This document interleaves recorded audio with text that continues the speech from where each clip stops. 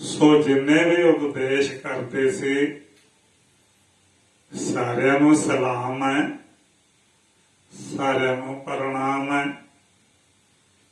जिन्नियां संप्रदावां दे है वो सारिਆਂ ने थोड़ा बहुता अपना जिन्ना भी सी प्रयास किया। तां इहदे विचों बहुत संप्रदावां हन, वो संप्रदावां नूं उन्होंने मुखता दिती है, सत स्वरूप नूं मुखता नहीं दिती। इसे तरह ज्यादा सूझवान लोग मनते भी ज्यादा सियाणे सी और सियाणे भी सी। उन्होंने बोल दिया संत सिंह मस्कीन। लोग ओहदा नाम ले लेके अपनी दुकानदारी चला रहे है, जिवें पिंडरां वालियां दा नाम ले लेके लोग अपनी दुकानदारी चला ले। तां क्यों लोकां नूं वेस चाहीदा, विग्यान नहीं चाहीदा।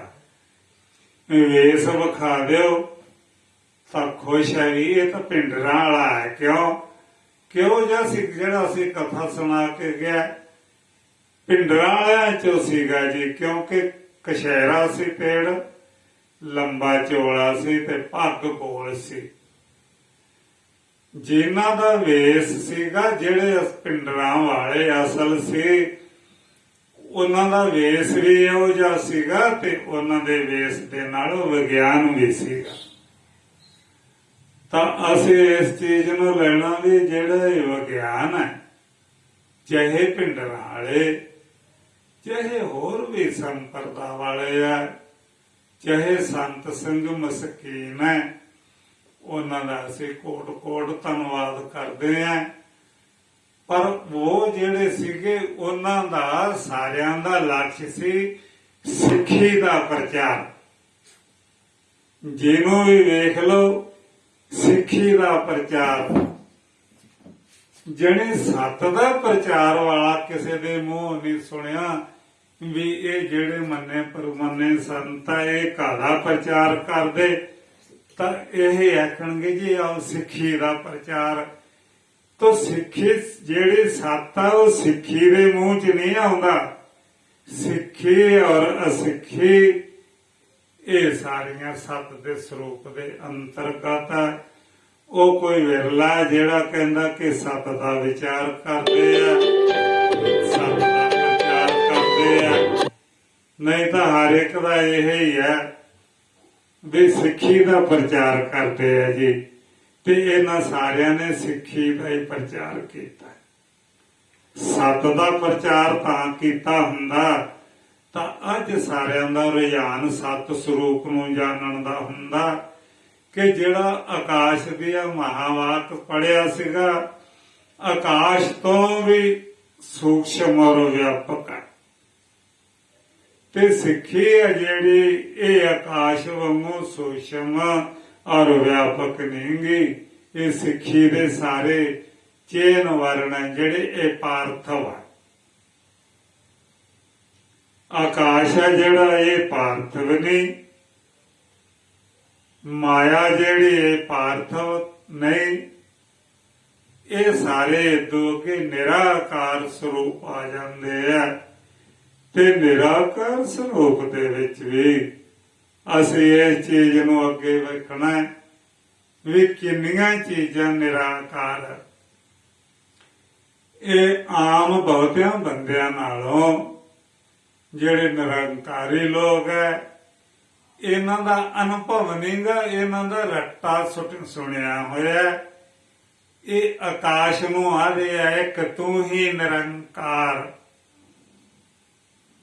मतलब वो कहंदे है ये उन्हां नूं नहीं पता भी तुसीं आकाश नूं आने है कि नीलमा नूं आने है कि वायु नूं आने है।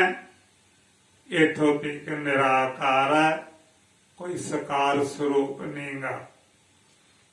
तो अंत नूं आउंदा है कि प्रकृति नूं निराकार कहने हैं कि हिरण गर्भ नूं निराकार कहने हैं ਕਿ ਬੁੱਧੀ ਨੂੰ ਨਿਰਾਕਾਰ ਕਹਿੰਦੇ ਆ, ਕਿ ਮਾਇਆ ਵਿਸ਼ੇਸ਼ਟ ਨੂੰ ਨਿਰਾਕਾਰ ਕਹਿੰਦੇ ਆ, ਕਿ ਸਬੀਜ ਸਤਾ ਨੂੰ ਨਿਰਾਕਾਰ ਕਹਿੰਦੇ ਆ, ਕਿ ਅਦੁੱਤੀ ਸਤਾ ਨੂੰ ਨਿਰਾਕਾਰ ਕਹਿੰਦੇ ਆ।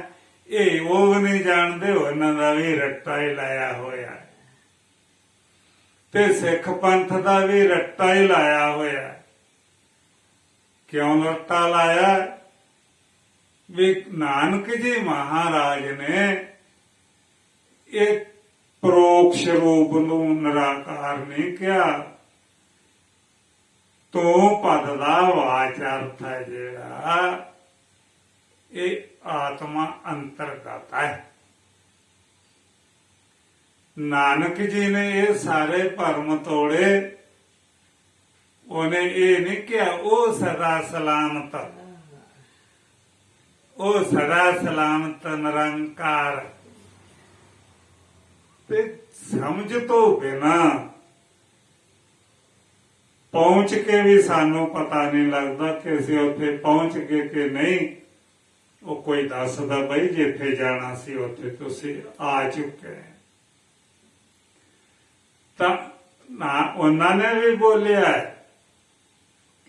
ਤੇ ਜਿਹੜੇ ਅਸੀਂ ਗੁਰਸਿੱਖ ਹੈ, ਅਸੀਂ ਦੂਜੇ ਵੱਲ ਗੇਂਦ ਚਲਾਉਨੇ ਆ। ਜਿਵੇਂ ਵਾਲੀਬਾਲ ਖੇਡਣ ਵਾਲੇ ਉਧਰੋਂ ਮੁੱਕਾ ਮਾਰਦੇ, ਉਹ ਨੈਟ ਦੇ ਉੱਤੋਂ ਦੀ ਦੂਜਿਆਂ ਵੱਲ ਸਿੱਟ ਦਿੰਦੇ, ਉਹ ਵੀ ਨਹੀਂ ਪਕੜਦੇ, ਉਹ ਦੂਜਿਆਂ ਵੱਲ ਸਿੱਟ ਦਿੰਦੇ ਆ।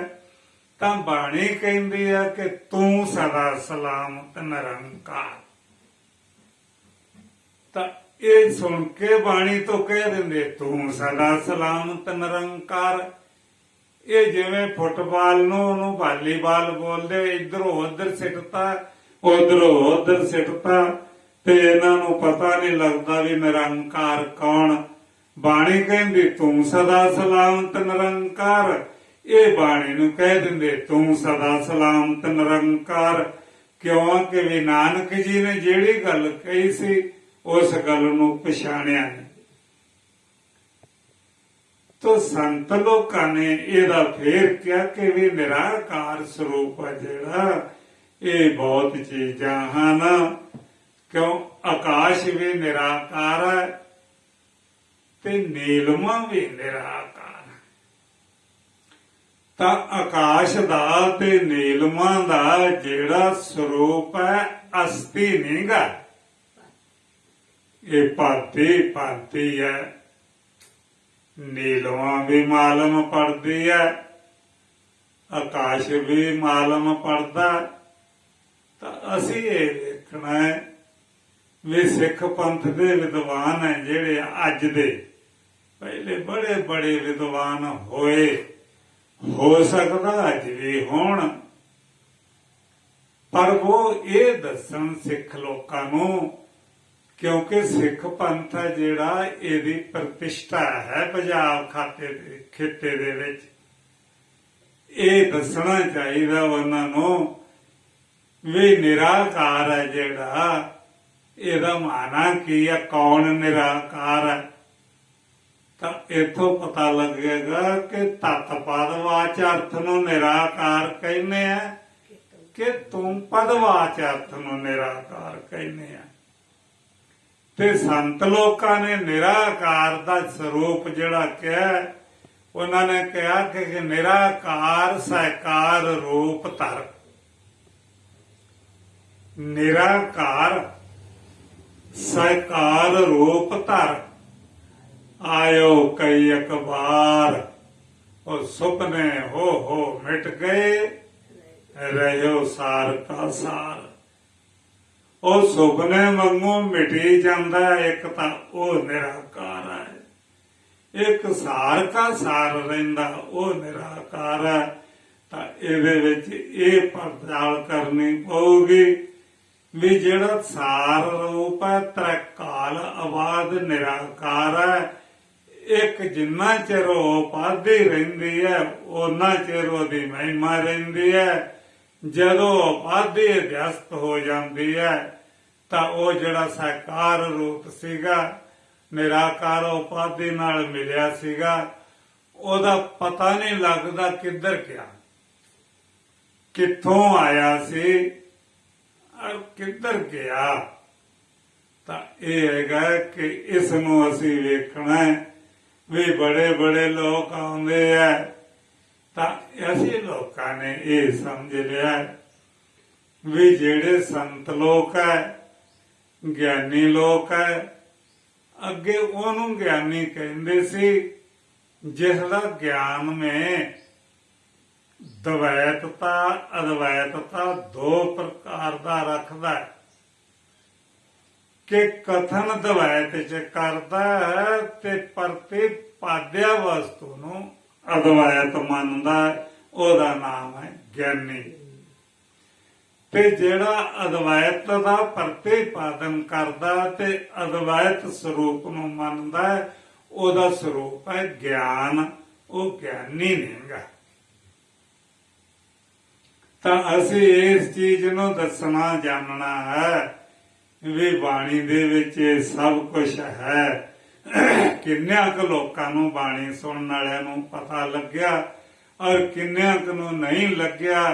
ਔਰ ਮਸਕੀਨ ਹੈ ਜਿਹੜਾ ਅਰਬੀ ਫਾਰਸੀ ਦੀਆਂ ਗੱਲਾਂ ਜ਼ਿਆਦਾ ਸੁਣਾਉਂਦਾ ਸੀ ਤੇ ਕਦੇ ਜੀਵ ਬ੍ਰਹਮ ਦੀ ਏਕਤਾ ਦਾ ਉਹਦਾ ਪ੍ਰਤਿਪਾਦਨ ਕਿਸੇ ਕਾਇਸ਼ਟਾਂ ਚ ਨਹੀਂਗਾ। ਤਾਂ ਇਸ ਵਾਸਤੇ ਹੋਰ ਵੀ ਬਥੇਰੇ ਹੈ ਜਿਨ੍ਹਾਂ ਦਾ ਪ੍ਰਤਿਪਾਦਨ ਹੈ ਕਿ ਪ੍ਰਤਿਪਾਦਨ ਤਾਂ ਕਰ ਲੈਂਦਾ, ਉਹ ਮੇਰੇ ਜੈਸੇ ਹੈ ਜਿਹੜੇ ਅਸੀਂ ਕਿਤੇ ਜਾਣਾ ਹੋਵੇ, ਕਿਉਂ ਅਸੀਂ ਡੀਕ ਕਰਦੇ ਹਾਂ, ਪਹਿਲਾਂ ਇੱਕ ਦੂਜੇ ਨੂੰ ਪੁੱਛਦੇ ਹਾਂ ਵੀ ਯਾਰ ਗੱਡੀ ਜਾਂਦੀ ਆ ਉਧਰ, ਉਹ ਕਹਿ ਦਿੰਦੇ ਆ ਗੱਡੀ ਤਾਂ ਪਤਾ ਨਹੀਂ ਯਾਰ ਜਾਂਦੀ ਹੈ ਕਿ ਨਹੀਂ। ਵੀ ਅਸੀਂ ਗੱਡੀ ਕਿਉਂ ਪੁੱਛਦੇ ਆ, ਅਸੀਂ ਕੋਈ ਗੱਡੀ ਰੋਕਣੀ ਹੈ ਜਾ ਕੇ ਤਾਂ ਪੁੱਛਦੇ ਆ। ਅਸੀਂ ਤਾਂ ਪੁੱਛਦੇ ਆ ਵੀ ਗੱਡੀ ਜਾਂਦੀ ਹੈ ਵੀ ਗੱਡੀ ਤੇ ਕਿਰਾਇਆ ਥੋੜਾ ਲੱਗਦਾ।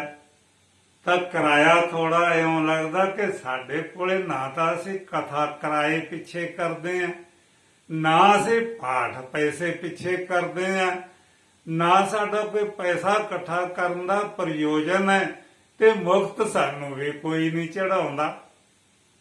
ਇਸ ਕਰਕੇ ਹੈ ਕਿ ਇਹ ਸਾਰੇ ਜਿੰਨੇ ਵੀ ਹੈ ਇਹ ਪੈਸੇ ਦਾ ਪ੍ਰਯੋਜਨ ਲੋਕਾਂ ਦਾ ਮੁੱਖ ਪ੍ਰਯੋਜਨ ਵਿਗਿਆਨ ਦਾ, ਗਿਆਨ ਦਾ, ਮੋਕਸ਼ ਦਾ ਨਹੀਂਗਾ। ਅਗਰ ਮੋਕਸ਼ ਦਾ ਇਹ ਵਿਸ਼ਾ ਹੋਵੇ ਤਾਂ ਮੋਕਸ਼ ਦਾ ਸਰੂਪ ਕੀ ਹੈ? ਪਹਿਲੀ ਤੋਂ ਬਾਤ ਹੈ ਕਿ ਪਹਿਲਾ ਬੰਧਨ ਲੱਭੋ, ਬੰਧਨ ਕੀ ਹੈ। ਤਾਂ ਸਾਰਿਆਂ ਦਾ ਮੇਰੇ ਕੋਲੇ ਕਈ ਆਏ ਵੀ ਸਿਖਾ ਦਿਓ ਜੀ ਮਾੜਾ ਜਿਹਾ। ਉਹ ਮੈਂ ਆਖਿਆ ਭਲਿਓ ਮੈਂ ਤਾਂ ਆਪ ਨਹੀਂ ਜਾਣਦਾ, ਮੈਂ ਤਾਂ ਆਪਣੇ ਸਰੂਪ ਨੂੰ ਜਾਣਦਾ ਕਿ ਵੀ ਮੈਂ ਅਦੁੱਤੀ ਹਾਂ, ਮੈਂ ਬ੍ਰਹਮ ਸਰੂਪ ਹਾਂ, ਮੈਂ ਜੰਮਿਆ ਨਹੀਂ, ਮੈਂ ਮਰਨਾ ਨਹੀਂ, ਮੈਂ ਪੁੰਨੀ ਨਹੀਂ, ਮੈਂ ਪਾਪੀ ਨਹੀਂ, ਮੇਰਾ ਆਉਣ ਨਹੀਂ, ਮੇਰਾ ਜਾਣ ਨਹੀਂ। ਤਾਂ ਮੈਂ ਆਪਣਾ ਆਪਾ ਹੂੰ, ਮੇਰਾ ਦੋਸਤ ਕੋਈ ਨਹੀਂ, ਮੇਰਾ ਦੁਸ਼ਮਣ ਕੋਈ ਨਹੀਂ। ਕਿਉਂਕਿ ਆਪਣੇ ਆਪ ਦਾ ਨਾ ਕੋਈ ਦੋਸਤ ਹੁੰਦਾ ਤੇ ਨਾ ਕੋਈ ਦੁਸ਼ਮਣ ਹੁੰਦਾ।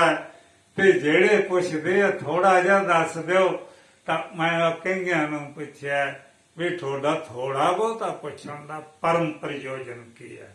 ਪ੍ਰਯੋਜਨ ਜੀਵਨ ਦਾ ਹੈ ਕੋਈ? ਉਹ ਪਰਮ ਪ੍ਰਯੋਜਨ ਹੈ ਵੀ ਚਾਰ ਗੱਲਾਂ ਜਿਹੀਆਂ ਸਿੱਖ ਜਾਣਗੇ ਤੇ ਫਿਰ ਅਮਰੀਕਾ ਕੈਨੇਡਾ ਦਾ ਗੇੜਾ ਲੱਗ ਜਾਓ। ਤੇ ਅਮਰੀਕਾ ਕੈਨੇਡਾ ਦਾ ਗੇੜਾ ਲੱਗ ਕੇ ਕਈ ਸਿੱਖੇ ਆ ਤੇ ਕਈ ਲਾ ਵੀ ਆਏ ਆ। ਤਾਂ ਆਉਂਦੇ ਫਿਰ ਪੈਸੇ ਬਣ ਜਾਂਦੇ, ਕਾਰ ਲੈ ਜਾਂਦੇ ਆ ਤੇ ਸਾਡੇ ਵੱਲ ਝਾਕਦੇ ਤੇ ਕੋਲ ਦੀ ਛੂਹ ਦੇਣੇ ਲੰਘ ਜਾਂਦੇ ਆ।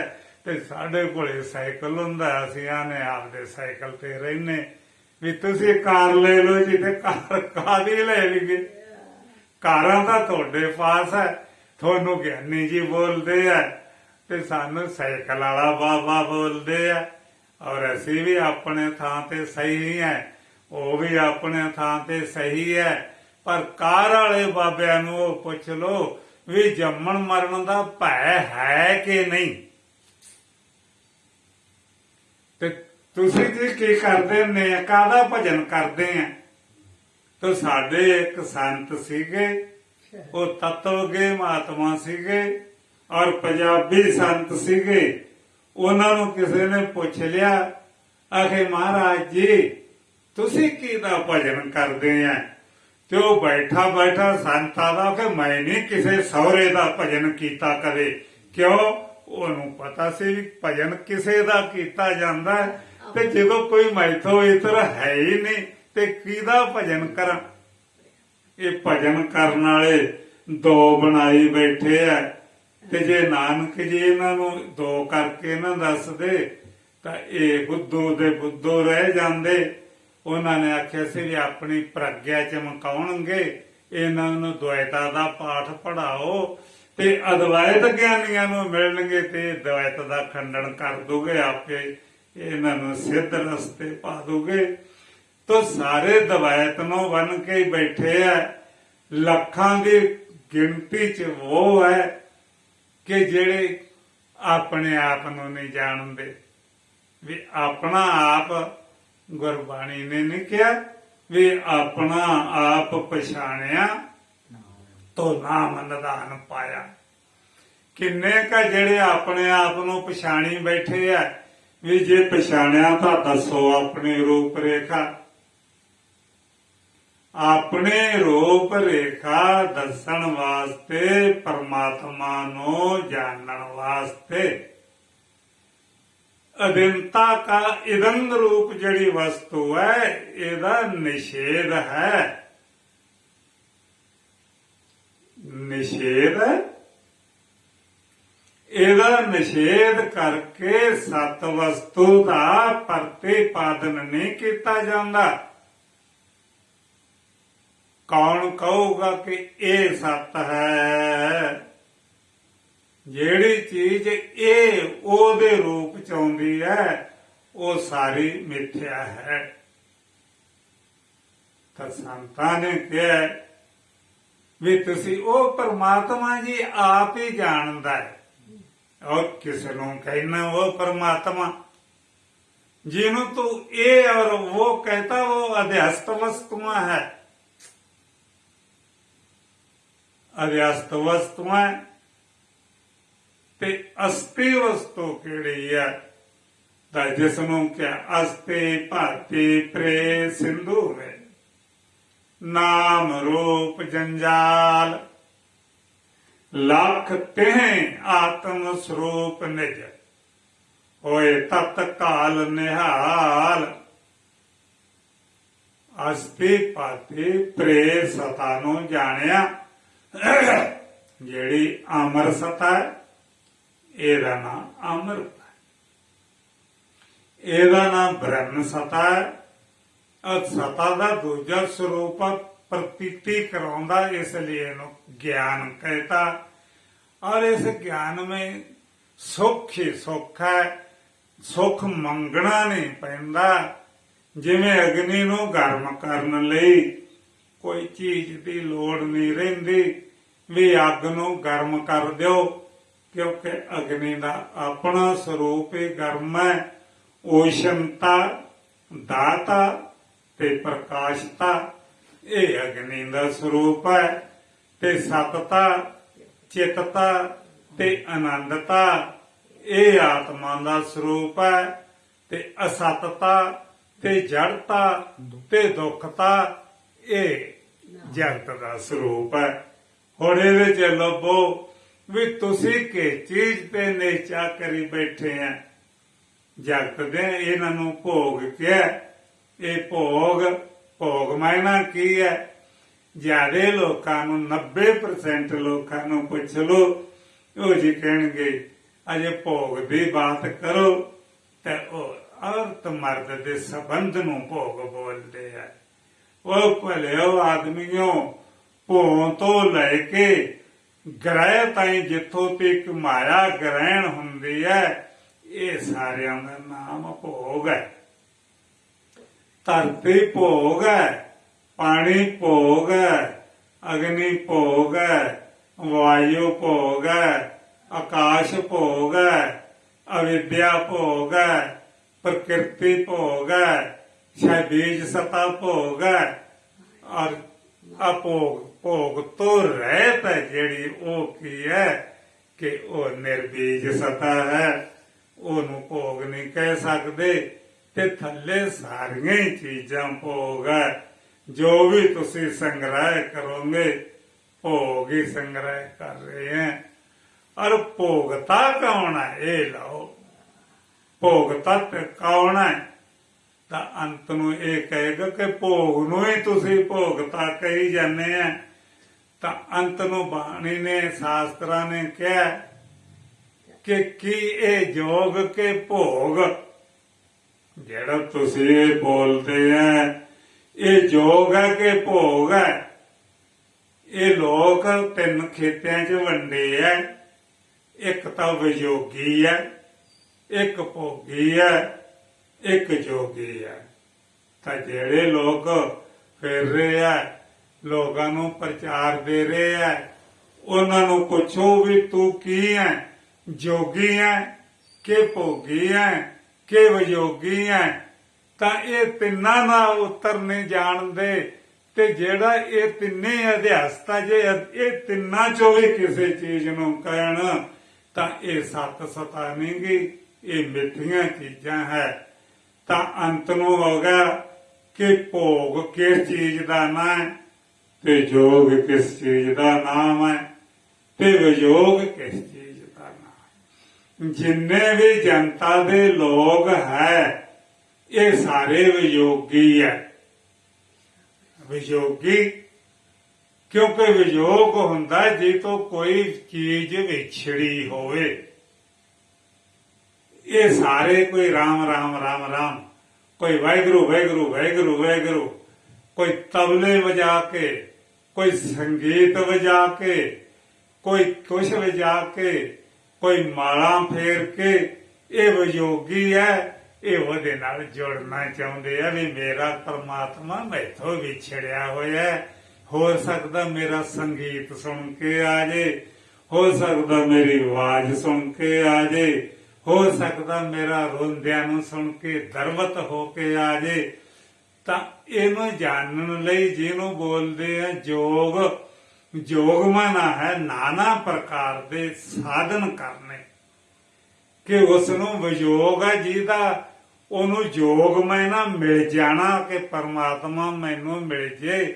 ਜਿਹੜੇ ਮਿਲ ਗਏ ਆ ਉਹਨਾਂ ਨੂੰ ਜੋਗੀ ਕਹਿੰਦੇ ਆ, ਜਿਹੜੇ ਚਾਹੁੰਦੇ ਆ ਮਿਲਣਾ ਉਹ ਵਿਯੋਗੀ ਹੈ, ਜਿਹੜੇ ਸਾਧਨ ਕਰਦੇ ਆ ਮਿਲਣ ਦੇ ਉਹਨਾਂ ਦਾ ਨਾਂ ਭੋਗੀ ਹੈ। ਇਹ ਸਾਰੇ ਭੋਗ ਹੈ। ਤੇ ਪਰਮਾਤਮਾ ਤਾਈਂ ਪੁੱਛੋ ਕੌਣ ਅਪੜਿਆ, ਕਿਉਂ? ਜਿਹੜਾ ਕਹਿੰਦੇ ਜੀ ਮੈਂ ਪਹੁੰਚ ਗਿਆ, ਨਾਮਦੇਵ ਜੀ ਪਹੁੰਚ ਗਿਆ। ਨਾਮਦੇਵ ਜੀ ਨੂੰ 72 ਵਾਰੀ ਦਰਸ਼ਨ ਹੋਏ, ਨਾਮਦੇਵ ਜੀ ਨੂੰ ਮਿੱਥਿਆ ਪਰਮਾਤਮਾ ਦੇ ਦਰਸ਼ਨ ਹੋਏ। ਜਿਹੜੇ ਨਾਮਦੇਵ ਜੀ ਨੂੰ ਹੋਏ ਸੀ ਫਿਰ ਉਹ ਰਿਹਾ ਨਹੀਂ। ਆਉਣੇ ਜਾਣੇ ਵਾਲੇ ਦੇ ਹੋਏ ਤੇ ਤੁਹਾਨੂੰ ਵੀ ਆਉਣੇ ਜਾਣੇ ਵਾਲੇ ਦੇ ਹੋਏ ਆ। ਤਾਂ ਕੀ ਜਿਕਾ ਬਾਤ ਕੀ ਦੀ ਕਰਦਾ ਗੁਰੂ ਗ੍ਰੰਥ ਸਾਹਿਬ ਅਖੇ ਸੱਚ ਹੁਕਮ ਤੁਮਾਰਾ ਤਖਤ ਨਿਵਾਸੀ। ਤਾਂ ਆਏ ਨਾ ਜਾਏ ਮੇਰਾ ਪ੍ਰਭ ਬਨਾਸੀ। ਉਹ ਇਸ ਚੀਜ਼ ਨੂੰ ਜਾਣ ਲਿਆ।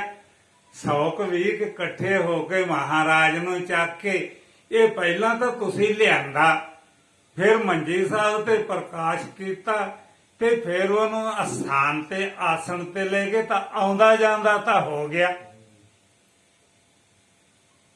ਤਾਂ ਇਹ ਜਿਹਦਾ ਉਪਦੇਸ਼ ਕਰਦਾ ਕਿ ਆਏ ਨਾ ਜਾਏ ਮੇਰਾ ਪ੍ਰਭ ਬਨਾਸੀ, ਉਸ ਬਨਾਸੀ ਸਤਾ ਨੂੰ ਜਾਣਿਆ ਕਿ ਨਹੀਂ?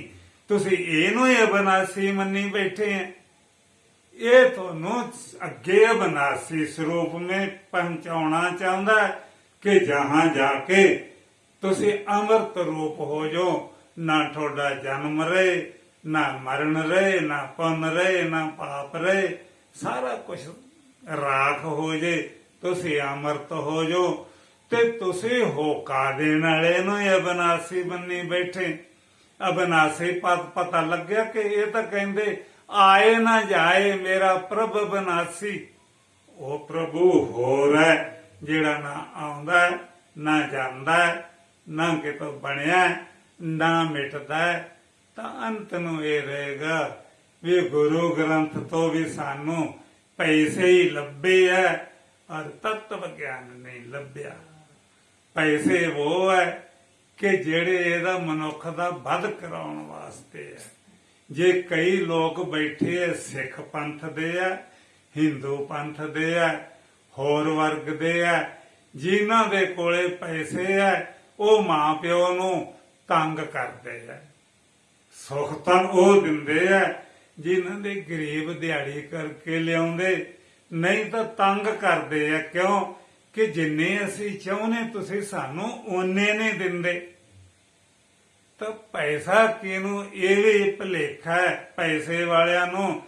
ਪੈਸਾ ਆ ਕੇ ਸੁੱਖ ਨਹੀਂ ਦਿੰਦਾ, ਪੈਸਾ ਜਾ ਕੇ ਸੁੱਖ ਭੇਜਦਾ। ਜਿਹਦੇ ਕੋਲੇ 100 ਰੁਪਈਆ ਤਾਂ ਉਹ ਜੇਬ ਵਿੱਚ ਭੇਜ ਨਾ ਜਾਵੇ, ਕਣੀਆਂ ਆਉਣ ਵਾਲੀਆਂ, ਕੋਈ ਕੱਢ ਨਾ ਲਵੇ। ਕੁੜਤੇ ਚੋਂ ਕੱਢਿਆ, ਸਰਾਣੇ ਰੱਖ ਲਿਆ, ਫਿਰ ਸਰਾਣਾ ਫਰੋਲਿਆ, ਕਿਉਂ ਦੁੱਖ ਹੀ ਦਿੰਦਾ। ਤੇ ਜਦੋਂ ਚਲਿਆ ਜਾਂਦਾ ਵੀ ਲੈ ਬਈ ਹਰੀ ਰਾਮ ਇਹ ਲੈ ਜਾ ਪੈਸਾ, ਤੇ ਉੱਥੋਂ ਉਹਨੂੰ ਆਖਦੇ 100 ਰੁਪਏ ਦਾ ਦੁੱਧ ਦੇ ਜਾ। ਤੇ ਜਦੋਂ ਤੁਸੀਂ ਗਰਮ ਕਰਕੇ ਪੀਤਾ ਤਾਂ ਪੈਸਾ ਜਾ ਗਿਆ, ਘਰੋਂ ਚਲਿਆ ਗਿਆ ਤਾਂ ਸੁੱਖ ਦਿੱਤਾ ਕਿ ਜਦੋਂ ਤੁਹਾਡੀ ਜੇਬ 'ਚ ਸੀ ਉਦੋਂ ਸੁੱਖ ਦਿੱਤਾ। ਇਹ ਸਾਰਿਆਂ ਨੂੰ ਭੁਲੇਖਾ ਹੈ।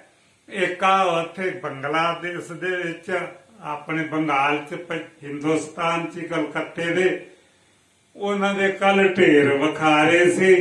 ਇੱਕ ਲੜਕੀ ਪੈਸਾ ਹੀ ਇਕੱਠਾ ਕਰੀ ਗਈ, ਇੱਕ ਮੰਤਰੀ ਪੈਸਾ ਹੀ ਇਕੱਠਾ ਕਰੀ ਗਿਆ ਤੇ ਡਾਕਟਰੀ ਕਰਾਉਣ ਲੱਗੇ ਵੀ ਇਹਨਾਂ ਦਾ ਲਵਾਂਗੇ ਰਿਮਾਂਡ ਤੇ ਇਹਨਾਂ ਤੋਂ ਪੁੱਛਾਂਗੇ। ਉਹ ਤਾਂ ਪਹਿਲਾਂ ਹੀ ਵੀਲ ਚੇਅਰ ਤੇ ਚੱਲਦਾ ਤੇ ਵੇਖੋ ਕਿ ਧਨ ਕਿੰਨਾ ਇਕੱਠਾ ਕੀਤਾ, 30 ਕਰੋੜ।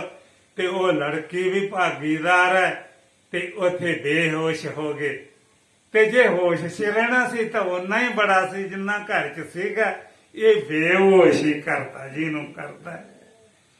ਜਿਨ੍ਹਾਂ ਨੂੰ ਬੇਹੋਸ਼ ਕੀਤਾ, ਕਿਸੇ ਨੇ ਦਵਾਈ ਸੰਘਾ ਕੇ ਬੇਹੋਸ਼ ਕਰਤਾ, ਫੇਰ ਉਹਦਾ ਲਿਟ ਲਿਆ, ਕਿਸੇ ਨੇ ਕਿਸੇ ਢੰਗ ਨਾਲ ਕਰਤਾ, ਤਾਂ ਇਹ ਹੋਸ਼ ਨਹੀਂ ਦਿੰਦਾ, ਇਹ ਹੋਸ਼ ਹੀ ਗਵਾਉਂਦਾ। ਤੇ ਸਿੱਖ ਪੰਥ ਦੀਆਂ ਗੋਲਕਾਂ ਵੀ ਹੋਸ਼ ਨਹੀਂ ਰਹਿਣ ਦਿੰਦੀਆਂ, ਸਾਰੇ ਬੇਹੋਸ਼ ਹੋਏ ਫਿਰਦੇ ਆ। ਆਪਸ ਵਿੱਚ ਗੋਲਕਾਂ ਤੇ ਕਬਜ਼ੇ ਕਰਨ ਦੇ ਮਾਰੇ ਲੜਾਈਆਂ ਕਰਦੇ।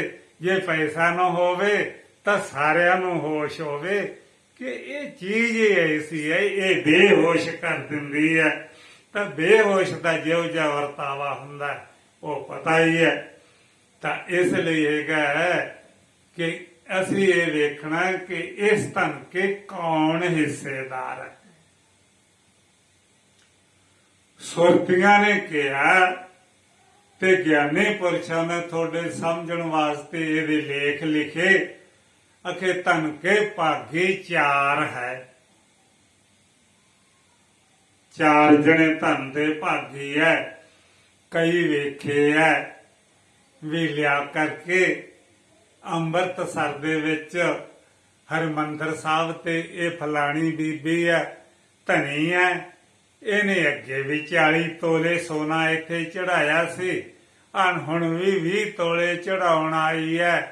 ਤਾਂ ਇੱਥੋਂ ਇਹ ਹੋ ਗਿਆ ਕਿ ਸੋਨੇ ਦਾ ਰੂਪ ਰੇਖਾ ਜਾਣਦੇ ਹੋ ਤੁਸੀਂ।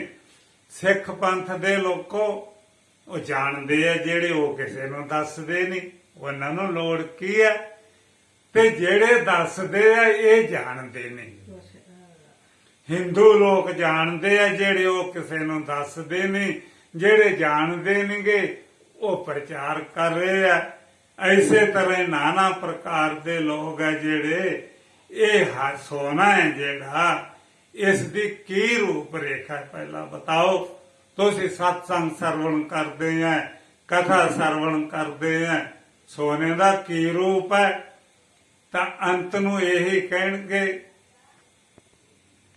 ਤਾਂ ਅੰਤ ਨੂੰ ਇਹ ਕਿਹਾ ਹੋਇਆ ਹੈ ਕਿ ਇਹ ਸੋਨਾ ਜਿਹੜਾ ਇਹ ਪਾਰਥਵਤਾ ਹੈ, ਧਾਤੂ ਇਹਦੀ। ਪਰ ਇਹ ਸੋਨਾ ਕਿਹੜਾ ਤੱਤ ਹੈ? ਨਾ ਮਿੱਟੀ ਤੱਤ ਹੈ, ਨਾ ਪਾਣੀ ਤੱਤ ਹੈ, ਇਹ ਸੋਨਾ ਅਗਨੀ ਹੈ। ਜੇ ਸੋਨਾ ਅਗਨੀ ਨਾ ਹੋਵੇ ਤਾਂ ਸੁਨਿਆਰ ਨੂੰ ਤੁਸੀਂ ਅੱਧਾ ਤਾਂ ਤੋਲਾ ਦਿੱਤਾ ਤੇ ਅੱਧਾ ਸੜ ਜੇ ਤਾਂ ਉਹ ਤਾਂ ਤੁਹਾਡੇ ਤਾਂ 4 ਮਾਸੇ ਰਹਿ ਜੇ। ਜਿਹੜਾ ਅਗਨੀ ਤੱਤ ਹੈ ਇਹ ਸੋਨਾ ਅਗਨੀ ਹੈ। ਅਗਨੀ ਅਗਨੀ ਨੂੰ ਸਾੜਦੀ ਨਹੀਂਗੀ। ਅਗਨੀ ਥੱਲੇ ਪ੍ਰਿਥਵੀ ਦੇ ਕਾਰਜ ਨੂੰ, ਪ੍ਰਿਥਵੀ ਨੂੰ ਭੁੰਨਦੀ ਹੈ ਤੇ ਪ੍ਰਿਥਵੀ ਦੇ ਕਾਰਜ ਨੂੰ ਸਾੜਦੀ ਹੈ। ਤੇ ਸੋਨੇ ਨੂੰ ਅਗਨੀ ਦਾ ਨਹੀਂ ਕਰ ਸਕਦੇ। ਸੋਨਾ ਅਗਨੀ ਹੈ। ਤੇ ਜਿਹੜਿਆਂ ਨੇ ਮੰਦਰਾਂ ਤੇ ਗੁਰਦੁਆਰਿਆਂ ਤੇ ਲਾਇਆ ਉਹਨਾਂ ਨੂੰ ਇਹ ਨਹੀਂ ਪਤਾ ਵੀ ਕਿ ਅਸੀਂ ਇਹਦੀਆਂ ਕੰਧਾਂ ਤੇ ਅਗਨੀ ਚਮੇੜੀ ਜਾਂਦੇ। ਤਾਂ ਦੂਜੇ ਪਾਸੇ ਆ ਜਾਏਗਾ ਇਹ ਰੂਪ ਰੇਖਾ ਜਿਹੜੀ ਹੈ, ਇਹਨੂੰ ਵੇਖੋ ਕਿ ਜੀ ਚੌਰ ਸਾਹਿਬ ਤੇ 20 ਤੋਲੇ ਸੋਨਾ ਲੱਗਿਆ। ਤੇ ਜੇ ਭਲਾ ਆਪੱਤੀ ਕੋਈ ਐਸੀ ਬਣ ਜੇ ਤਾਂ ਤੁਸੀਂ ਇਸ ਸੋਨੇ ਨੂੰ ਵੇਚ ਲਓਗੇ? ਨਹੀਂ ਵੇਚ ਸਕਦੇ। ਤਾਂ ਸੋਨੇ ਨੂੰ ਕੀ ਕਿਹਾ? ਅੱਗੇ ਕਿਹਾ ਕਿ ਪਸ਼ੂ ਅਧਨ, ਧਨ ਅਰਧ ਧਨ, ਪਸ਼ੂ ਅਧਨ, ਧਨ ਅਰਧ ਧਨ ਤੇ ਕਨਕ ਧਨ। ਇਹ ਧਨ ਹੈ। ਸੋਨੇ ਨੂੰ ਧਨ ਕਿਹਾ ਤੇ ਬਾਣੀ ਧਨ ਦਾ ਵਿਰੋਧ ਕਰਦੀ ਹੈ। ਤਾਂ ਅੰਤ ਨੂੰ ਇਹ ਤਾਂ ਨਹੀਂਗਾ ਕਿ ਅਸੀਂ ਜਿਹਦਾ ਬਾਣੀ ਵਿਰੋਧ ਕਰਦੀ ਹੈ ਕਿ ਉਸੇ ਚੀਜ਼ ਨੂੰ ਇਕੱਠੇ ਕਰਨ ਵਿੱਚ ਲੱਗੇ ਆ। ਤਾਂ ਅੰਤ ਨੂੰ ਇਹ ਰਹੇਗਾ ਇਹ ਧਨ ਹੈ, ਜਿੰਨਾ ਚਿਰ ਮਰਜੀ ਰੱਖ ਲਓ ਇਹ ਉਹਨੇ ਦਾ ਉਹਨਾਂ ਰਹਿੰਦਾ। ਤਾਂ ਅਸੀਂ ਇਸ ਚੀਜ਼ ਨੂੰ ਲੈਣਾ ਹੈ ਕਿ ਹੁਣ ਤਾਂ ਬਈ, ਕਿਉਂਕਿ ਗੁਰਬਾਣੀ ਹੈ ਜਿਹੜੀ, ਗੁਰਬਾਣੀ ਨੂੰ ਕੋਈ ਨਹੀਂ ਮੰਨਦਾ। ਤੁਸੀਂ ਲੋਕ ਕਿਉਂ ਮੰਨੋਗੇ? ਜਦੋਂ ਕਦੇ ਕਦਾਈ ਕਿਸੇ ਦੇ ਭੋਗ ਤੇ ਚਲੇ ਗਏ, ਕਿਸੇ ਭੋਗ 2 ਪ੍ਰਕਾਰ ਦਾ, ਮ੍ਰਿਤੂ ਤੇ ਚਲੇ ਗਏ ਔਰ ਖੁਸ਼ੀ ਤੇ ਚਲੇ ਗਏ। ਤਾਂ ਜਿਹੜੇ ਖੁਦ ਬਾਣੀ ਦਾ ਖੱਟਿਆ ਖਾਂਦੇ ਆ ਉਹ ਵੀ ਬਾਣੀ ਨੂੰ ਨਹੀਂ ਮੰਨਦੇ। ਕਿਉਂ? ਕਿ ਬਾਣੀ ਦੀ ਜਿਹੜੀ ਪ੍ਰਕਿਰਿਆ ਉਦਾਸੀਨਤਾ ਹੈ। ਤਾਂ ਅੱਜ ਤਾਂ ਸਮਝ ਲਓ ਰਾਤੀ ਅਸੀਂ ਚੈਨਲ 'ਚ ਵੇਖਿਆ ਤਾਂ ਚੈਨਲ ਦੇ ਵਿੱਚ ਅਸੀਂ ਉੱਥੇ ਕੀਰਤਨ ਆਵੇ ਸੁਣਨ ਲੱਗ ਗਏ। ਤਾਂ ਸਾਨੂੰ ਆਵਾਜ਼ ਸੋਹਣੀ ਕੀਰਤਨ ਲੱਗੇ ਤਾਂ ਕੀਰਤਨ ਲਾ ਲਿਆ ਰਾਤ ਨੂੰ। ਤਾਂ ਉਹ ਕੀਰਤਨ ਦੇ ਵਿੱਚ ਉੱਤੇ ਬੂਟੇ ਦਿਸਣ, ਵੰਨ ਸਵੰਨੇ ਬੂਟੇ ਪੌਦੇ ਲੱਗੇ।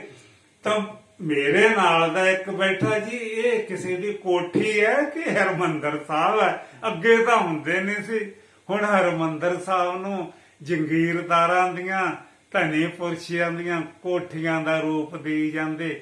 ਉੱਥੇ ਪੇੜ ਪੌਦੇ ਲਾਈ ਜਾਂਦੇ ਜਿਵੇਂ ਕੋਠੀਆਂ 'ਚ ਲੱਗੇ। ਕਿਉਂ ਲੱਗੇ ਆ? ਕਿ ਗੁਰੂ ਗ੍ਰੰਥ ਸਾਹਿਬ ਦੀ ਆਗਿਆ ਨਹੀਂ, ਇਹ ਮਤੇ ਪਾਉਣ ਵਾਲਿਆਂ ਦੀ ਆਗਿਆ ਹੈ। ਜਿਹੋ ਜਿਹਾ ਮਤਾ ਪਾਤਾ ਉਹ ਹੋ ਜਾਂਦਾ। ਗ੍ਰੰਥ ਸਾਹਿਬ ਨੂੰ ਵਿਚਾਰੇ ਨੂੰ ਕੌਣ ਪੁੱਛਦਾ? ਇਹਦੀ ਤਾਂ ਸਾਂਭ ਸੰਭਾਲ ਇਸ ਲਈ ਹੈ ਕਿ ਇੱਕ ਪਰੰਪਰਾ ਤੇ ਦੂਜਾ ਸਾਨੂੰ ਕੁਝ ਦਿੰਦਾ ਹੀ ਦਿੰਦਾ ਹੈ, ਸਾਥੋਂ ਲੈਂਦਾ ਕੁਝ ਨਹੀਂ। ਇਸ ਵਾਸਤੇ ਲੋਕਾਂ ਦੀ ਇਹ ਮਹਿਮਾ। ਤਾਂ ਅਸੀਂ ਇਸ ਚੀਜ਼ ਨੂੰ ਵੇਖਣਾ ਵੀ ਅਸੀਂ ਜਿਹੜੀ ਵਿਚਾਰ ਕਰਦੇ ਹਾਂ, ਅਜੇ ਜਿਹੜਾ ਪ੍ਰਸ਼ਨ ਪੜਿਆ ਸੀ ਉਹ ਤਾਂ ਅਜੇ ਸ਼ੁਰੂ ਨਹੀਂ ਹੋਇਆ, ਕਿਉਂਕਿ ਆਕਾਸ਼ ਤਾਂ ਹੀ ਲੈ ਆਉਂਦੀ ਆ। ਆਕਾਸ਼ ਆਕਾਸ਼ ਚੋਂ ਕੀ ਨਿਕਲਿਆ? ਆਕਾਸ਼ ਦੇ ਵਿੱਚੋਂ ਨਿਕਲਦਾ ਕੀ ਹੈ? ਰਹਿੰਦਾ ਸਭ ਕੁਝ ਆਕਾਸ਼ 'ਚ ਹੈ, ਪਰ ਇਹ ਵੀ ਵੇਖਣਾ ਕਿ ਆਕਾਸ਼ ਦੇ ਵਿੱਚੋਂ ਕੀ ਨਿਕਲਦਾ। ਧਰਤੀ ਵੀ ਆਕਾਸ਼ ਚੋਂ ਹੈ, ਪਾਣੀ ਵੀ ਆਕਾਸ਼ ਚੋਂ ਹੈ, ਪਰ ਰਹਿੰਦੇ ਆਕਾਸ਼ ਦੇ ਅੰਦਰ ਤਰਤੀਬਵਾਰ ਹੈ ਕਿ ਜਿਵੇਂ ਮਾਂ ਦੇ ਪੇਟੋਂ ਬੱਚਾ ਨਿਕਲਿਆ, ਉਹਨਾਂ ਦੇ ਪੇਟ 'ਚੋਂ ਹੋਰ ਬੱਚਾ ਪੈਦਾ ਹੋਇਆ, ਉਹਨਾਂ ਦੇ ਪੇਟ 'ਚੋਂ ਹੋਰ ਪੈਦਾ ਹੋਇਆ, ਉਹ ਸਾਰਾ ਪਰਿਵਾਰ ਜੁੜਿਆ ਤਾਂ ਮਾਂ ਨਾਲ ਹੀ ਹੈ, ਪਰ ਮਾਂ ਦੇ ਪੇਟ ਚੋਂ ਨਹੀਂ ਨਿਕਲੇ ਤਾਂ ਮਾਂ ਦੇ ਨਾਮ 'ਚ ਰਹਿੰਦੇ ਆ, ਮਾਂ ਦੇ ਰੂਪ 'ਚ ਨਹੀਂ ਰਹਿੰਦੇ। ਇਸੇ ਤਰ੍ਹਾਂ ਜਿਹੜੀ ਵਾਯੂ ਹੈ, ਜਿਹੜੀ ਅਗਨੀ ਹੈ, ਜਿਹੜਾ ਜਲ ਹੈ, ਜਿਹੜਾ ਪ੍ਰਿਥਵੀ ਹੈ, ਔਰ ਪ੍ਰਿਥਵੀ ਤੇ ਨਾਨਾ ਪ੍ਰਕਾਰ ਦੀ ਬਨਸਪਤੀ ਹੈ, ਇਹ ਆਕਾਸ਼ ਦੇ ਵਿੱਚ ਰਹਿੰਦੀ ਤਾਂ ਹੈ, ਪਰ ਤਰਤੀਬਵਾਰ ਸਿੱਧੇ ਆਕਾਸ਼ ਚੋਂ ਨਹੀਂ ਨਿਕਲੀ। ਇਸ ਨੂੰ ਵੀ ਜਾਣਨਾ ਪਏਗਾ ਕਿ ਇਹਦੀ ਉਤਪਤੀ ਕਿਵੇਂ ਹੈ। ਇਹਦੇ ਬਾਰੇ ਗੁਰੂ ਨਾਨਕ ਦੇਵ ਜੀ ਨੇ ਕਿਹਾ ਵੀ ਵਿਚਾਰ ਲਿਓ। ਜੇ ਗੁਰੂ ਜੀ ਵਿਚਾਰ ਤੁਹਾਨੂੰ ਆਪ ਹੀ ਦੱਸ ਜਾਂਦੇ ਤਾਂ ਵਿਚਾਰਵਾਨਾਂ ਨੂੰ ਤੁਸੀਂ ਕਿੱਥੇ ਪੁੱਛਣਾ ਸੀ। ਉਹਨਾਂ ਨੇ ਕਿਹਾ ਕਿ ਜਹ ਤੇ ਉਪਜੇ ਨਾਨਕਾ ਲੀਨ ਤਾਹੇ ਮਹਿਮਾਨ, ਪੰਚ ਤਤ ਸੇ ਤਨ ਰਚਿਓ ਜਾਨੋ ਚਤਨ ਸੁਜਾਨ। ਜਹ ਤੇ ਉਪਜੇ ਨਾਨਕਾ ਲੀਨ ਤਾਹੀ ਮਹਿਮਾਨ। ਤਾਂ ਬਾਤ ਤਾਂ ਇਹ ਰਹਿ ਗਈ ਵੀ ਤਾਂ ਲੀਨ ਮੈਂ ਕਰੋਗੇ। ਲੀਨ ਦੀ ਪ੍ਰਕਿਰਿਆ ਕਿ ਜੇ ਉਤਪਤੀ ਜਾਣਦੇ ਆ ਤੇ ਜਦੋਂ ਤੁਸੀਂ ਉਤਪਤੀ ਨਹੀਂ ਜਾਣਦੇ ਤੇ ਕਹਾਂ ਕਿਸ ਨੂੰ ਕਿਸ में ਲੀਨ ਕਰੋਗੇ। ਤਾਂ ਜੇ ਮੈਂ ਪੜ੍ਹ ਕੇ ਸੁਣਾ ਦਿੰਨਾ ਤੇ ਪੜ੍ਹ ਕੇ ਜਿਹਨੂੰ ਸੁਣਾਉਣਾ ਉਹ ਵੀ ਜਾਣਦੇ ਆ ਪੜ੍ਹਨ। ਜਿੰਨੇ ਲੋਕ ਸਾਰੇ ਪੰਜਾਬੀ ਬੈਠੇ ਆ ਤੇਰੇ ਮੂਹਰੇ ਇਉਂ ਬੈਠੇ ਆ ਕਿ ਵੀ ਇਹ ਸਾਨੂੰ ਕੁਝ ਦੱਸੂਗਾ ਤੇ ਤੂੰ ਪੜ੍ਹ ਕੇ ਸੁਣਾਤਾ। ਅਖੇ ਜੀ ਜੈ ਤੇ ਉਪਜੇ ਨਾਨਕਾ ਲੀਨ ਤਾਹੀ ਮਹਿਮਾਨ। ਉਹ ਕਰਕੇ ਤਾਂ ਸੁਣਾ ਉਪਜ ਵੀ ਕਿਵੇਂ ਉਪਜੇ, ਕਿਸ ਚੋਂ ਕੀ ਉਪਜਾ, ਕਿਸ ਚੋਂ ਕੀ ਉਪਜਾ ਔਰ ਕਿਸ ਮੇਂ ਰਹਿ ਰਿਹਾ, ਇਹ ਲੀਨ ਕਿਵੇਂ ਹੋਣਗੇ। ਤਾਂ ਜਿਹੜਾ ਇਹ ਵਿੱਚ ਜੀਵ ਭਾਵ ਫਸਿਆ ਹੋਇਆ ਇਹ ਕਿਵੇਂ ਲਿਹੂਗਾ। ਤਾਂ ਹੁਣ ਅਸੀਂ ਇਸ ਚੀਜ਼ ਨੂੰ ਵੇਖਣਾ ਅੱਗੇ ਵੀ ਜੀਵ ਭਾਵ। ਜੀ ਅਸੀਂ ਤਾਂ ਹਰਿਮੰਦਰ ਸਾਹਿਬ ਸਦਾ ਕੀਰਤਨ ਕਰਦੇ ਆ, ਸੁਣਦੇ ਆ, ਬਹੁਤ ਚੰਗਾ ਬਈ। ਉਹ ਵੀ ਕੀਰਤਨ ਕਰਦੇ ਆ ਤੇ ਤੁਸੀਂ ਵੀ ਬਹੁਤ ਚੰਗੇ ਆ ਜਿਹੜੇ ਸਰਵਣ ਕਰਦੇ ਆ। ਅਸੀਂ ਮੰਦਰ 'ਚ ਜੇ ਸਾਡੇ ਕੀਰਤਨ ਹੁੰਦਾ ਤੇ ਅਸੀਂ ਸਰਵਣ ਕਰਦੇ ਆ। ਤੁਸੀਂ ਵੀ ਸਾਰੇ ਅੱਛੇ ਲੋਕ ਆ। ਤਾਂ ਮੈਂ ਤਾਂ ਜੀ ਕਸ਼ਟ ਲਾ ਲੈਣਾ, ਇਹ ਸੁਣ ਲੈਣਾ ਇਸ ਵਿਸ਼ੇ ਤੇ ਤੁਸੀਂ ਸਾਰੇ ਅੱਛੇ ਲੋਕ ਆ। ਤਾਂ ਪਰ ਕੀਰਤਨ ਅਥਵਾ ਭਜਨ ਕਰਦੇ ਕਿਹਦਾ? ਤਾਂ ਉਹ ਕਹਿਣਗੇ ਜੀ ਪਰਮਾਤਮਾ ਦਾ। ਅੱਛਾ, ਪਰਮਾਤਮਾ ਨੂੰ ਸੱਦ ਲਓ। ਜੇ ਭਲਾ ਤੁਹਾਡੇ ਭਜਨ ਵੇਖ ਕੇ ਤੁਹਾਡੇ ਕੀਰਤਨ ਤੇ ਖੁਸ਼ ਹੋ ਕੇ ਆ ਜਾਏਗਾ ਤਾਂ ਰੀਝ ਕੇ ਆ ਵੀ ਜਾਵੇ ਵੀ ਇਹ ਲੋਕ ਸਾਡਾ ਮੇਰਾ ਕੀਰਤਨ ਕਰ ਰਹੇ, ਇਹ ਮੈਨੂੰ ਚਾਹੁੰਦੇ ਆ। ਤਾਂ ਅੰਤ ਨੂੰ ਇਹ ਆ ਗਿਆ। ਇਹਦੀ ਅਜੇ ਵਿਆਖਿਆ ਵਿਚਾਰ ਹੈ ਜਿਹੜੀ ਇਹ ਮੈਂ ਫੇਰ ਦੱਸਣੀ ਆ ਤੁਹਾਨੂੰ। ਤਾਂ ਇਹ ਥੋੜੀ ਜਿਹੀ ਮੈਂ ਥੋੜਾ ਜਿਹਾ ਰੇੜਾ ਮਾਰ ਦਿਆਂ ਵੀ ਇਹਦੇ ਵਿੱਚ ਇਹ ਹੈ ਕਿ ਆਕਾਸ਼ ਕਿਹਦਾ ਹੈ। ਤਾਂ ਤੁਸੀਂ ਕਹੋਗੇ ਪਰਮਾਤਮਾ ਦਾ। ਹਵਾ ਕਿਹਦੀ ਹੈ? ਤੁਸੀਂ ਕਹੋਗੇ ਪਰਮਾਤਮਾ ਦੀ। ਅਗਨੀ ਕਿਹਦੀ ਹੈ? ਪਰਮਾਤਮਾ ਦੀ। ਸਮੁੰਦਰ ਕਿਹਦੇ ਹੈ? ਪਰਮਾਤਮਾ ਦੇ। ਧਰਤੀ ਕਿਹਦੀ ਹੈ? ਤੇ ਪਰਮਾਤਮਾ ਦੀ। ਤੇ ਕੋਈ ਇੰਚ ਧਰਤੀ ਛੱਡੀ ਹੈ ਕਬਜੇ ਤੋਂ ਬਿਨਾਂ ਜਿੱਥੇ ਪਰਮਾਤਮਾ ਬਹਿ ਜੂਏ ਤਾਂ ਤੁਹਾਡੇ ਕਬਜੇ 'ਚ ਸਾਰੀ। ਸਮੁੰਦਰ ਹੈ ਕੋਈ ਚੀਨ ਦੇ ਕਬਜੇ 'ਚ ਹੈ, ਕੋਈ ਰੂਸ ਦੇ ਕਬਜੇ 'ਚ ਹੈ, ਕੁਛ ਭਾਰਤ ਦੇ 'ਚ ਹੈ। ਤੇ ਪਰਮਾਤਮਾ ਨੂੰ ਜਿਹਨੂੰ ਸੱਦਦੇ ਆ ਉਹਦੇ ਲਈ ਤੁਹਾਡੇ ਕੋਲੇ ਕੀ ਇਹ ਚੀਜ਼ਾਂ ਤਾਂ ਉਹਦੀਆਂ ਤੇ ਧੱਕੇ ਨਾਲ ਕਬਜ਼ਾ ਕਰਦੇ ਤੇ ਤੁਹਾਡਾ ਕੀਰਤਨ ਸੁਣ ਕੇ ਖੁਸ਼ ਹੋਊਗਾ ਜਿਹਦੀਆਂ ਚੀਜ਼ਾਂ ਤੇ ਕਬਜ਼ੇ ਕੀਤੇ ਹੋਏ ਆ ਉਪਾਦਾਨ ਤੇ। ਧਰਤੀ ਹੈ ਇੰਚ। ਅਖੇ ਜੀ ਇਹ ਗੁਰਦੁਆਰਾ ਇਹ ਤਾਂ ਸਿੰਘਾਂ ਸ਼ਹੀਦਾਂ ਦਾ, ਇਹ ਬਾਬਾ ਦੀਪ ਸਿੰਘ ਦਾ ਕਬਜ਼ਾ, ਇਹਦੇ ਤੇ ਫਲਾਣਿਆਂ ਦਾ ਕਬਜ਼ਾ, ਇਹ ਪਿੰਡਰਾਂ ਵਾਲਿਆਂ ਦਾ ਕਬਜ਼ਾ, ਇਹ ਨਾਨਕਸਰ ਵਾਲਿਆਂ ਦਾ ਕਬਜ਼ਾ, ਇੱਥੇ ਗੁਰੂ ਗੋਬਿੰਦ ਸਿੰਘ ਦਾ ਕਬਜ਼ਾ। ਤੇ ਪਰਮਾਤਮਾ ਵਾਸਤੇ ਗੁਰਦੁਆਰਾ ਵੀ ਕੋਈ ਨਹੀਂ ਛੱਡਿਆ ਤੂੰ ਜਿੱਥੇ ਆ ਜੇ ਇੱਥੇ ਆਵਾਜ਼ਾਂ ਮਾਰਦੇ। ਕੋਈ ਜਗ੍ਹਾ ਤਾਂ ਦੱਸੋ ਜਿਹੜੀ ਪਰਮਾਤਮਾ ਦੀ ਹੈ। ਇਹਦੇ ਤੁਹਾਡੇ ਕਬਜ਼ੇ ਕੀਤੇ ਹੈ ਇਹ ਐਡਾ ਭੋਲਾ ਨਹੀਂ ਤੁਹਾਡੇ ਵਰਗਾ ਕਿ ਤੁਹਾਡੀ ਆਵਾਜ਼ ਤੋਂ ਆ ਕੇ ਤੇ ਥੋਥੋਂ ਬੇਇੱਜ਼ਤੀ ਕਰਾਵੇ। ਕਿਉਂ? ਉਹਦੇ ਲਈ ਥਾਂ ਕਿਹੜਾ? ਉਹਦਾ ਸਾਰੀ ਜਿੰਨੀ ਪ੍ਰਕਿਰਤੀ ਦੀ ਪੈਦਾਇਸ਼ ਸੀ ਸਾਰੀ ਕਬਜ਼ੇ ਕਰਕੇ ਬੈਠੇ ਆ। ਇਹਦਾ ਫਲ ਭੁਗਤਣਾ ਪਏਗਾ। ਜਦੋਂ ਫਲ ਭੁਗਤਦੇ ਭੁਗਤ ਨਹੀਂ ਰਹੇ ਲੋਕ। ਤੁਹਾਨੂੰ ਅਜੇ ਵੀ ਨਹੀਂ ਪਤਾ ਲੱਗਦਾ ਕਿ 100 ਕਗਲੇ ਵਾਲੇ ਨੂੰ ਆਖ ਵੀ ਤੈਨੂੰ ਖੁਸ਼ੀ ਆਈ ਕਦੇ? ਯਾਰ ਕਿਸੇ ਦੀ ਚੀਜ਼ ਤੇ ਵੀ ਕਦੇ ਖੁਸ਼ੀ ਆਉਂਦੀ ਹੈ? ਆਪਣੀ ਦੇਹ ਵੀ ਕਿਸੇ ਦੀ ਹੈ, ਇਹਦੇ 'ਚ ਤੈਨੂੰ ਕਦੇ ਖੁਸ਼ੀ ਆਈ ਹੈ ਸਰੀਰ 'ਚ? ਤੇ ਆਊਗੀ ਵੀ ਕਿਵੇਂ? ਇਹਨੂੰ ਵੀ ਤੂੰ ਆਪਣੇ ਮੰਨਿਆ ਕਬਜ਼ਾ ਕੀਤਾ। ਇਹ ਵੀ ਦੇਹ ਕਿਸੇ ਦੀ ਹੈ।